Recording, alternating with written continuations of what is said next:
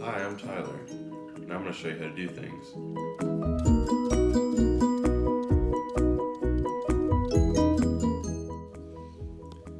Hey guys, I just woke up and I'm super tired, but today I'm going to show you how to make bacon.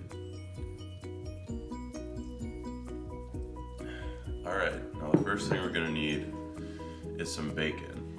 Now my wife was nice enough to get us some from the farmer's market. Alright, now this not be the most conventional method, but today we're going to make bacon in the oven because I found that it's way easier. Alright, you're going to want to grab a nice big cookie sheet and some tin foil. And the next step is to put the tin foil on the cookie sheet.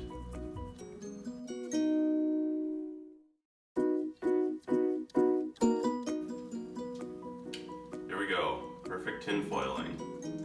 Now the reason you do this is that so that the pan stays clean and you don't have to clean up as much afterwards. Next we're going to open the package of bacon and place strips along the length of the pan to fill it up.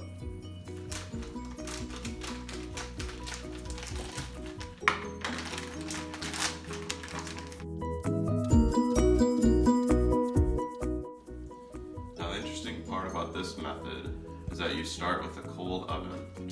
So throw your bacon in the top rack and set the oven to 400.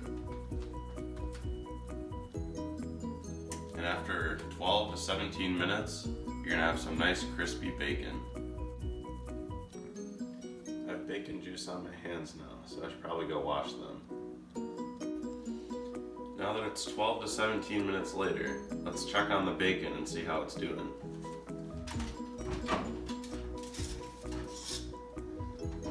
It's looking pretty good.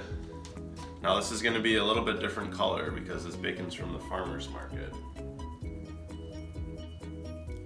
Now we get to enjoy.